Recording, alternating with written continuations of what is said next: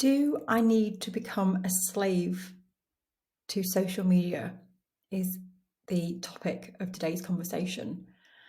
And it's really come from the current situation online at the moment where everything is overwhelming. There's lots of people using social media. And I was laughing with one of our members, Simone said, I post a picture of my dog and it gets so many more likes than my artwork. So this is what I want to talk about today. Because we've noticed a massive change in social media. So I've been using social media now for 6 or 7 years in terms of business, and oh my gosh, it has changed so much in that time. But it's even just changed since the pandemic. So we've noticed massive changes in the fact that people are using social media in a different way. So of course, the pandemic brought so many more people online. All of a sudden, there's loads more online courses and online offers because people had brick and mortar businesses closed down. So everybody shifted things online. So it's caused like this big, massive surge of people. And it's almost like now it's like collateral damage, which we're experiencing right now, of the aftermath of this big wave of people being online. Because in one sense, it's really amazing because we have so many people online and we can connect, and there's never been more people using social media. So it's kind of exciting from that point of view. But then there's another point of view where people are sat scrolling and people are using social media, but one, it's very difficult sometimes for us to get in front of our own people that decide to follow us because social media platforms decide who sees your posts, even if they choose to follow you, which is really annoying. And secondly, there is a fatigue in people at the moment. People are overwhelmed. People are really fatigued. And there is this big overwhelm on social media. There's lots of noise. And so you'll know this yourself if you use social media. People are scrolling. And if you think about in the last year, how many more people now have moved online, that kind of a lot of the time, the scrolling, we're seeing it all. We've seen it time and time again. We've seen what you're having for tea. We're seeing artwork. We're seeing all the things. And we're noticing this in our business, but also I'm part of a mastermind group where I've got a mentor who's really big into marketing, and I keep in touch with what's going on through that group. And they're saying exactly the same things, that they are really noticing now that on social media, things that are standing out are the either the big connection pieces where the dogs, the cats, because people, they stand out to people because they connect. And the other thing that really stands out is just something obscure. So when you're scrolling, people are stopping, because what's happening when people are scrolling is they're looking, usually, and I'm generalizing here, but this is what's usually happening, is people are scrolling either looking for something different, because that's what the brain does. I'm looking for something different. Give me that's different. Whether you're consciously doing this or not, that's what your brain is usually doing. It's looking for differences, or it's looking for connection. We are looking for something that we connect with, usually on an emotional level. And so they're like the two big things when people are scrolling. And so if people are seeing the same things over and over and over again, they're usually scrolling past. So we're noticing this in a big way, and we're having to change the way we do things around here and the way we put things out. We're testing a lot of things. But what I'm finding a lot of people say recently is that I feel now I'm becoming a slave to social media.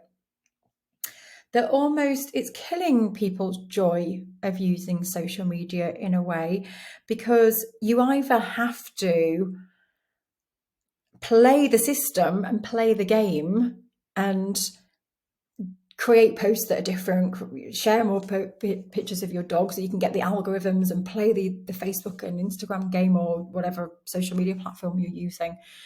And then that can become annoying. And then you hear all the things like you've got to be on social media every day and to keep the algorithms going. And it can start to feel like a big pull on your time. It can feel like a chore. It can feel like, why am I bothering with this when I just put one post out and only one person's liked it? So that's what I wanted to chat to you about today, because we're going through the same things. And I've almost been a bit repelled by social media this year. I had to take a step back, in fact, because I just felt the thing, like playing the game and being a slave to social media, and I just felt myself becoming the slave. And I thought, I don't like this anymore. So I actually had to just pull back a little bit. And those who know me well know I don't have personal profiles on social media. I closed those down when we went into lockdown. I found that I was becoming addicted and mindlessly scrolling, which I didn't enjoy. So I've been playing around with this relationship that I have with social media for a few years now. I'm really glad that I closed those personal accounts. It wasn't supposed to be a long-term thing. It was supposed to just be for a while, but I've not missed it. And lots of people said to me, how can you run an online business if you don't have social media profiles? I even took the groups off my phone, things like that people said, oh, that's crazy, you've got an online business. But I've managed to find ways around it. But what we're noticing more than ever is that online and offline, whatever you choose to do, relationships with people right now are so important. And whether you do this online or offline, because we are now living in a saturated environment online. And the way to stand out and connect with people is through connection. And we are seeing more than ever now the need to talk to people, to be real, to build relationships, to actually make an effort to chat to people. It's not enough to have a profile and keep churning out content and videos and artwork and that's it. And I've been saying this for a long time. Social media is a two-way thing, but it's more than ever a two-way thing right now. If you're just posting out, you're not going to get anywhere. This might not be forever, but it's definitely how it is right now. So this whole question about, do I have to become a slave to it? I took a step back because I didn't want to become a slave to it. And from having that step back, it's been really nice because I've started to get excited about using social media again in the way that I want to use it. And I think that's important. As soon as you start to feel that you're a slave to the system and that you're feeling frustrated, it will become a suck on your soul and your time. So I feel if you've got to that point, it's time to just take a step back a little while. Your social media isn't going to just collapse if you take some time out and when I say take time out, you can have a break from social media. I've got friends who've done this right now. They've said, I'm taking a break. I'm not going to be here for 3 weeks. I've just decided to just stop posting for a while, but I will be back soon. And that's okay. It's totally okay to do that. The world will not end if you decide to just take a step back from social media for a while. Equally, if you want to keep things going, you could just keep it going with a post a week. You can even schedule them in advance. You can do that through the business suite if you're using Facebook and Instagram. You can just batch create a load of content. And by that, I mean just create a load of posts in advance and sit down and spend 2 hours and just schedule things. And then just take a step back. This is what I've done. And I'm reconnecting now with, okay, falling back in love with what I'm doing and falling back in love with the reason I'm using social media in the first place. Because that's what I was getting frustrated with social media. But actually I realized, well, hold on a minute. Social media is just a tool that I can use to do something that I'm really passionate about. And I actually started to get back in touch with the passion and the reason that I'm using social media. And that is to share what I really believe, and to help people make art, and to help people be authentic, and not fear making their own art, and not fear putting it out into the world, and knowing that everybody has a place. And that's what I feel passionate about. And social media is a tool for me to share that message. So actually, when I started to bring it back to that, I started to get excited again about using social media. So I started to repel it and get angry with it. Now I'm coming around to some of the new functionality, and I'm testing things out because I've had a break from it. And I'm using it in my way, in a fun way. And looking at how other people are using it is really useful, but not getting blinded or too, what's the word? Derailed by what other people are doing, because I see people using social media in different ways, using reels. I just don't want to use it in that way. And that doesn't mean they're doing anything wrong, because they're using it in the way they want to. I just don't want to do that. So I've been observing people, which is really useful, seeing how other people are doing things. And now I'm starting to get into a flow of, okay, I'm going to use it in a different way. I'm going to do it this way. I'm being a bit elusive here, but I'm talking about reels and voicing over and music and things like that. No problem with it, by the way. It's just something that I don't want to do. So I'm just, you'll see soon, I've just recorded a load of reels on my hike. I'm sweating, my face is bright red. There's no nice light like in here, but it's real. And I'm like, that's what I want to do at the moment. I want to just be real and just chuck some 60-second videos out. And I've been playing with that, and I'm actually really enjoying it, with no expectation on what it's going to do for the platform or anything. I'm just doing it because I actually really enjoy it. So that's one of my tips, is to just take that step back and fall in love with the reason why you're using social media, because then that will help you to use social media in the way that you need to. The other thing is, going back to the relationship conversation, is I do believe that, having conversations with people on social media is really important. Building relationships really helps to build trust. It helps with the algorithms as well when you're having two-way conversations, but really getting to know people and talking to people. We live in a world right now where we can connect with people over the other side of the globe. It's amazing. We have no idea in the future whether we'll be able to have this experience of where we can literally just talk to people like we can right now. And I just think it's really incredible, because if you think years and years ago, we'd have had to have been on primetime TV to get in front of people and paid hundreds of thousands. We don't have to do that. And I just think a lot of the time we get in our own heads with, oh, should I speak out to this person? What if they think I'm being pushy? What if they think I'm silly? And we've just got to get out of our own way and just have a chat with someone and just go, hey, it's amazing that you're in Australia and I'm in South Africa, and wow, I love your art. And it's just being authentic and having those conversations. There's a lot of time on social media, people think you've got to have thousands and thousands of followers. But actually, when you've got a small following and quality people, you can have quality conversations. And that goes a lot further than having tens of thousands of people following you and just liking with no interaction.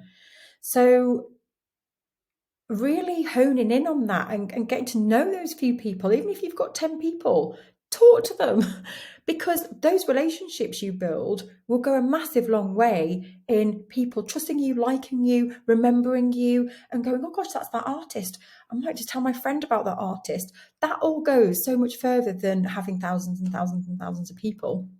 Now, the other thing I just wanted to add is, maybe you don't even need to be on social media. I'm exploring this. Of course, I'm not coming off social media, but I'm planting a seed in my mind, which might grow in 5 years' time. But I'm actually questioning myself at the moment. Do we need social media? For me and my business, yes, we do at the moment. Personally, no, I don't. But to share my message and reach my people, yes, I do. But I am actually planting the seed and exploring ways where we can do that without social media. And it's just something that I'm exploring right now. And I think post-pandemic is a big influence on this. But one of the things I don't like being a slave to the system. I don't like relying 100% on, my followers being on Facebook, and we can't reach people unless we pay or do all these, jump through hoops and do all these things. But another thing I think post-pandemic is that we are craving personal interaction. We are wanting to rebuild those connections physically and in person. And so one of the things that I think, again, going back to the relationship building, and people often overlook this, is the power to build connection locally. Now, you might be remote, you might be in the middle of nowhere, but I do think, regionally in your county or your state or whatever it's called where you live, there is a big opportunity to reach out and figure out what is going on in the area that I live. The digital world, for some, has created this bubble, and we often forget what is around us. And we don't know sometimes what's around us. So I remember when I first set up United Art Space, that's 100% what I did. When I set up United Art Space, I just got out there and I just started to talk to people. And I said, I have this idea. Do you know who I could speak to help me? And I would Google people and I'd email them and I'd say, I have this idea. I'd love to talk to more people who are aligned with this idea. And that's how I got the ball rolling. And I know it can be scary for introverts or for people with social anxiety. I have struggled with social anxiety. I know what it's like to have a panic attack. I've been there, so I get it. But if you can overcome and visualize and just drop into somewhere, or keep it very casual, not going in pitching to someone, just chatting to people with your idea, and get really behind your idea and passionate about your art or whatever it is that you want to put out into the world, and get out there and talk to people. Because what amazed me when I set up United Art Space and I did this, I had meetings with people, I chatted to people. What ended up happening was phenomenal. I ended up getting probably 10 to 15,000 pounds in grant money given to me. I ended up being given a studio space, and I can't describe how amazing the studio space was, on 3 floors, amazing building with loads of history. Was given that for free for a year. I was then given contracts and advice and other space for free from another studio holder. I was given space all around the UK to hold exhibitions. Literally, I couldn't believe it. And I didn't know any of this existed until I started to have conversations with people.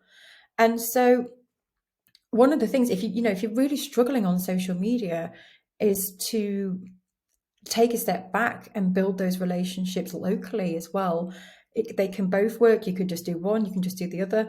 So you don't necessarily need social media. You can literally do what I just said. You can go out and build your network in person. I do think social media helps. I do think it has a place. I think it's got a really good purpose. I think it's got massive potential to meet people around the world, which is crazy. And we don't know how long we're going to have access to things like this for. All these companies that run social media could start charging us in the future to have access. You just don't know. We don't control any of this stuff. It's all free at the moment, but who knows where this is going?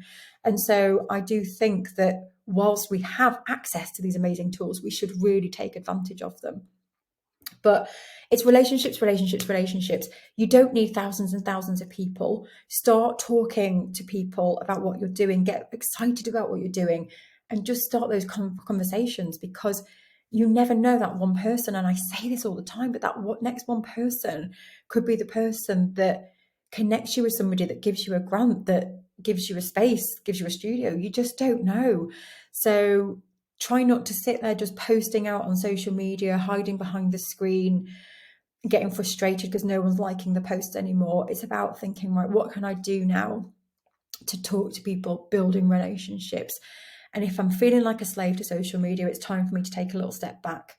The world is not going to end. And it's okay to do that sporadically. Just take some time out and say, I'm I'm coming off, but I will be back. And you can build it back up again. Of course, it's great if you can be consistent and great if you can keep churning out content, but it's not always realistic and it's not always good for your mental health and your life. So anyway, there's my musings for today, and I'll be back next week for some more. Take care and have a lovely, lovely day.